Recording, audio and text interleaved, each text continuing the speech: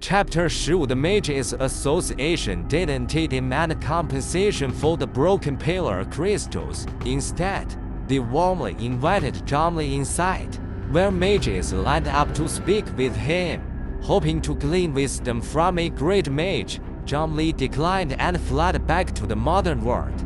The next morning, back in the other world, the first customer burst in. Mr. Zhang, I heard you broke the Mages Association's testing tool yesterday. It wasn't broken. Another customer retorted. I heard from now that the association that Mr. Zhang's talent was so high, the tool couldn't mirror his limit, so it broke. Exactly. And they said Mr. Zhang's talent surpasses everyone. His magic was too strong. The tool couldn't handle it and collapsed internally. Since the talent test was invented, this is a first for Mr. Zhang. So young man already such a powerful mage, it is only natural. Customers chattered, lingering in the supermarket, eager to share yesterday's bad news rather than shop across Dori City and Lelan continent. A talent so great it shattered the testing tool was earth-shaking that such a figure hailed from Dori Field residents with pride. Behind the counter, only instinct kept his body moving. He wanted to sink into the floor, his face wooden. He listened as the chatter grew wilder, finally interrupting. What do you want to buy? Snapping out of it, customers grabbed their goods. The morning was filled with similar exchanges. After sending off a customer with milk tea powder, a blonde, blue-eyed noble rushed in. Zhongli, Augustus said excitedly. I heard you used magic to smash the association's testing tool. Zhongli, how did the story get this distorted? He explained. I didn't do anything. I just took the test. I understand, Augustus said, clenching his fists to hide his awe, though regret showed. Such a stunning moment. And I missed it, he added. Strange.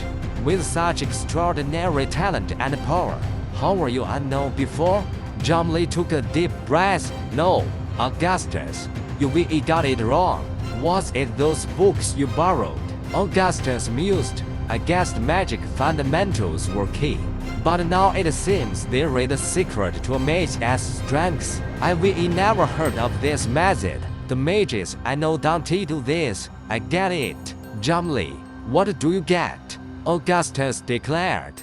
I'll write to Ophelia, telling her to practice fundamentals daily. Don't worry.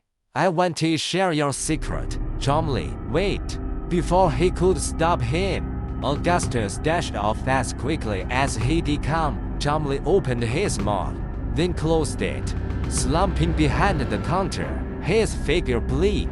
How could he explain? He was just an ordinary supermarket owner, willing or not. News of the association incident spread across Dori, overheard everywhere. New adventurers brought it in, and departing ones carried it out. Zhongli hid in the supermarket for days, not daring to step outside. That day, behind the counter, he pored over the borrowed magic books, cramming to shed his illiteracy. He finished the magic school textbook and was tackling the second theory book to outsiders. He was a great mage, but in truth, he knew little of magic as principles. Another hurdle loomed. Even if he mastered theory, mobilizing his body as magical elements to cast a spell was a puzzle. Other world mages had mentors or attended magic school, but neither path worked for Zhongli. Finding a reliable great mage as a mentor was tough. With his current reputation, no Dori mage would dare teach him. They'd likely call him teacher. As for magic school, it was in the distant capital, a weeks-long carriage ride tied to the supermarket. He couldn't leave. Perhaps after these books, he could borrow more from the Dean Library, but self-study as risks his head on his feet loomed large. Boss Zhang. Zhongli looked up. Chris' voice arrived before he did. With his words, Chris and his team poured into the supermarket, eyes gleaming, Erin the most excited. They'd been out on a guild quest and just returned, stunned by the news. As a mage, Erin was thrilled and regretful after seeing a future legend in person. I shouldn't have taken that quest, she said. If we did stayed, I could be seen you shine at the association. Chumley struggled. You were mistaken. There was no shining. Erin sighed. Missing this. When will I see you in action? Chumley. Let us hope never. You were right. Erin realized. Embarrassed. For a great mage like you to act, it'd be a crisis no ordinary person could handle. Better it doesn't happen. Oh, here as the bird Eddie wanted. Chris placed an ostrich-sized magical beast egg on the counter. The topic shifted, and Chumley relaxed. Hand him over prepared gold coins. Thanks for the trouble. Chris accepted without hesitation. The egg had been hard-won. One teammate was injured, and they nearly missed the quest deadline. Of course, the gold was soon spent. Having eaten their supplies, they bought a basket of instant foods and snacks at checkout. Chris said, "Out there, we met a powerful mage." Chumley replied carefully, "Oh, I didn't recognize him at first." Erin sensed his active magical elements. "He saved us," Chris said, "and he was an elf." Chumley's eyes lit up. "An elf?" "Yup," Chris confirmed. Chumley asked curiously, "Did he come to Dory?" No wonder he was curious. Beyond magic, he longed to see fantasy races. Dory, a human city, had only shown him passing dwarves and half-elves. Half-elves had pointed ears and striking looks, sparking his interest in true elves.